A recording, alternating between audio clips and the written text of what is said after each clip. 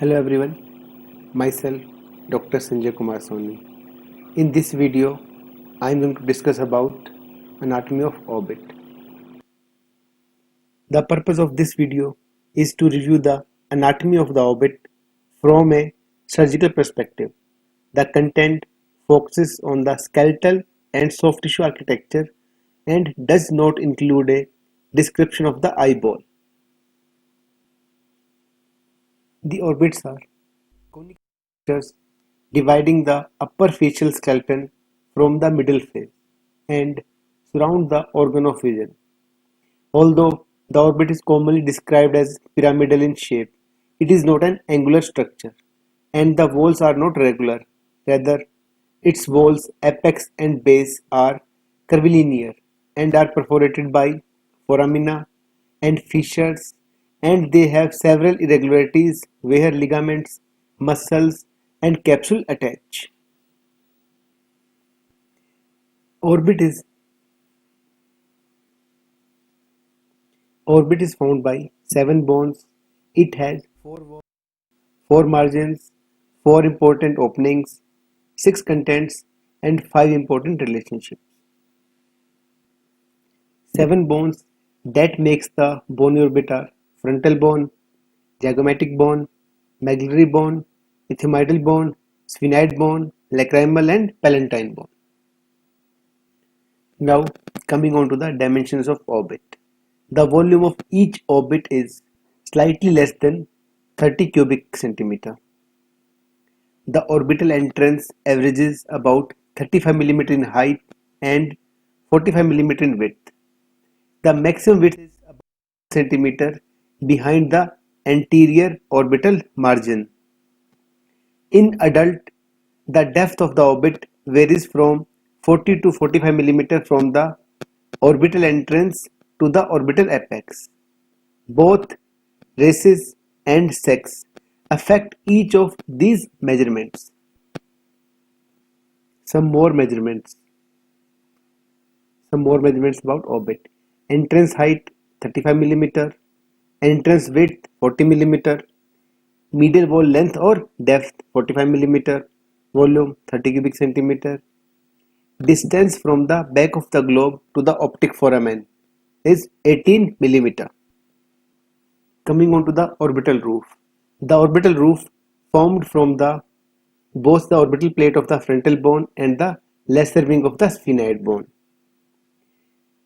The bone of this wall the anterior separates the anterior cranial fossa from the orbit. It is generally thin and becomes thinner with age. The superior orbital rim has a notch on the medial third through which the supraorbital nerve runs and supplies sensation to the forehead. Sometimes this notch is calcified and forms a distinct foramen. The lateral orbital rim is the least projected and this facilitates lateral vision. The zygomatic portion of the lateral orbital wall is thin, but the wall thickens considerably in the sphenoid where it borders with the superior orbital fissure. Medial orbital wall. The medial orbital wall is formed from four bones: frontal process of the maxillary bone, lacrimal bone, orbital plate of the ethmoidal bone, lesser wing of the sphenoid bone. The medial orbital wall separates the ethmoid sinus and nose from the orbit. The superior aspect of the medial rim is most prominent and blends into the forehead, curving anteriorly towards the midline. Orbital floor. The floor of the orbit is formed from three bones: maxillary, palatine, orbital plate of the zygomatic bone.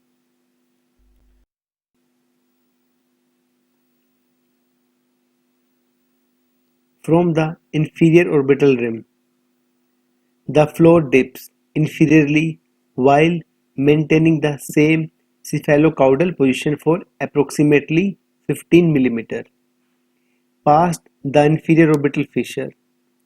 It then gently curved cephalically to the superior orbital fissure. This anatomic subtlety is important when repairing orbital floor fracture because recreating this gentle curvature will restore normal anatomy and will help prevent anophthalmos. Lateral orbital wall formed from two bones, zygomatic and greater wing of the sphenoid bone. It is the thickest and most strongest wall of the orbit. The lateral orbital wall have a very important structure called as Whitnall tubercle or Whitnall tubercle. No discussion of orbital anatomy would be complete without the mention of this anatomic landmark. Located on the lateral orbital wall, just inferior to the frontozygomatic suture and approximately 1 centimeter posterior to the lateral orbital rim, is a protuberance that Whitnall indicated was present in 96% of the specimen he dissected. He further indicated that this protuberance was attachment of the lateral canthus and other globe suspensory ligaments of significance. Now, coming on to the various foramina that are situated in orbit. Number one is optic foramen, then supraorbital foramen or notch, anterior ethmoidal foramen, the posterior ethmoidal foramen, the zygomatic foramen, infraorbital canal, superior orbital fissure, inferior orbital fissure. Optic canal, medial to the superior orbital fissure, at the orbital apex lies the optic canal.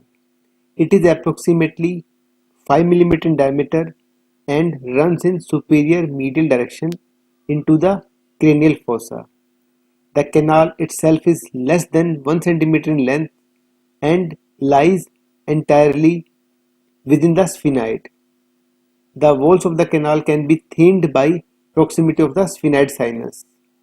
Through this canal runs the optic nerve and the ophthalmic artery. Fracture extending to the optic canal can be result in blindness in addition to the finding of superior orbital fissure syndrome, called as orbital apex syndrome.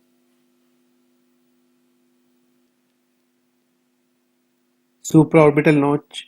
The supraorbital notch is situated on the superior orbital margin.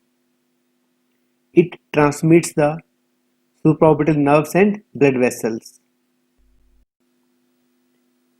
Infraorbital groove and canal.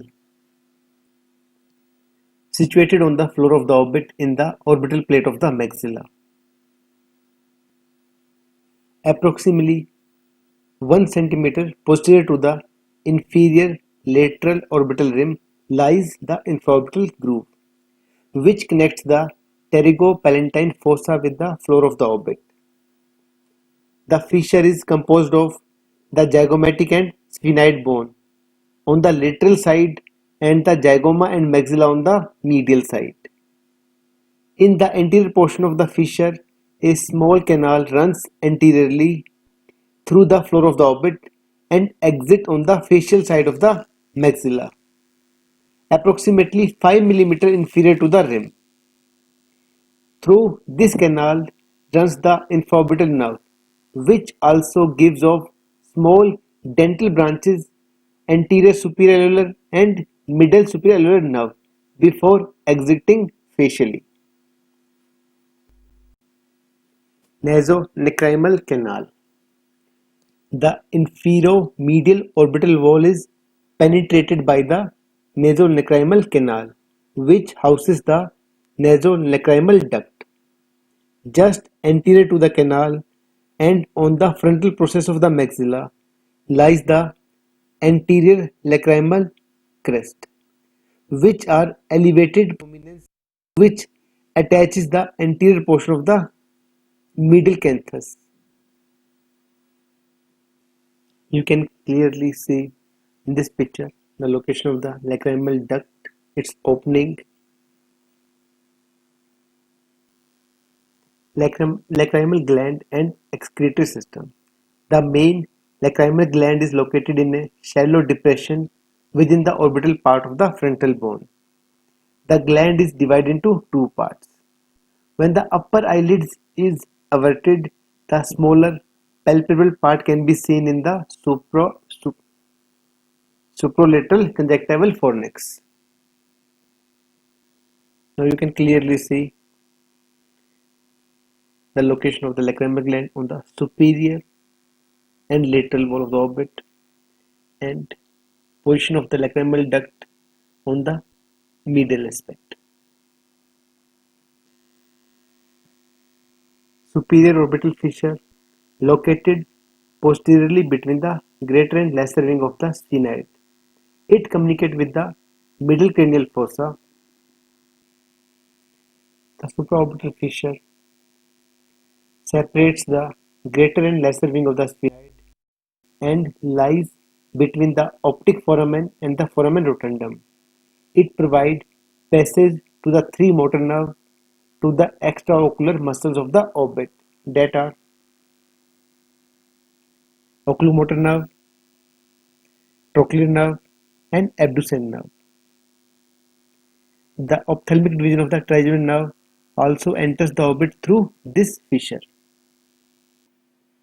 In addition to this, the superior ophthalmic vein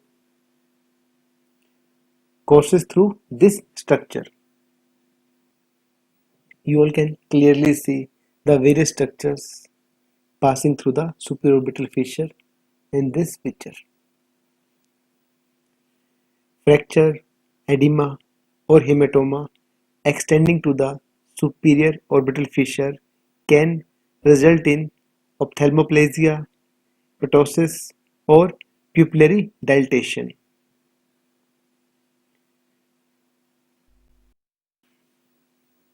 This condition is called as superior orbital fissure syndrome. Now coming on to the orbital fascia. The orbital fascia is the periosteum of the bones that forms the wall of the orbit. It is loosely attached to the bones and is continuous through the foramina and fissures with the periosteum covering the outer surface of the bone. The facial sheath of the eyeball. The facial sheath of the eyeball or bulbar sheath is a layer of fascia that encloses a major part of the eyeball. Posteriorly, it is firmly attached to the sclera, the white part of the eyeball, around the point of entrance of the optic nerve into the eyeball. Anteriorly, it is firmly attached to the sclera near the edge of the cornea, the clear part of the eyeball. Additionally, as the muscles approaches the eyeball, the investing fascia surround each muscles blend with the facial sheath of the eyeball as the muscle pass through and continue to their point of attachment. Eyelids. Extension of the skin from the forehead and cheeks which spread over the inferior and superior aspect of the ocular globe. Represent the upper and lower eyelid. These uniquely designed folds are lined by loosely attached skin on the external surface and by the on the internal surface.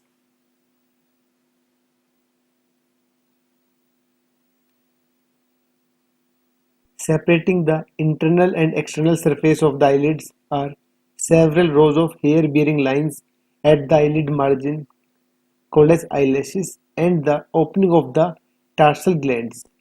The purpose of the eyelids include protection of the globe, lubrication, cleansing and drainage of the region. The separation of the two lid is called palpebral fissure. Widest at the midpoint of the pupil, the fissure taper medially and laterally. The medial and lateral extension of the eyelid and tarsus are anchored by the medial and lateral canthal tendons or ligament. Vascular supply and drainage of the orbit. The posterior ciliary vessels supply the whole uvinary tract. The cilio-retinal artery supplies the sclera the margin of the cornea, and the adjacent conjunctiva. The anterior ciliary arteries supply the rectus muscles. The venous drainage of the eyelid can be divided into two portions. Superficial system, which drains into the internal and external jugular veins. Deep system, which flows into the cavernous sinus, as shown in the diagram. The venous drainage and arterial supply of the orbit and eyeball. Lymphatics of the eyelid. Lymphatic vessels are found in the eyelids and conjunctiva, but neither lymphatic vessels nor nodes are present in the orbit. Swelling of the lymph is a diagnostic sign of severe external eye infection.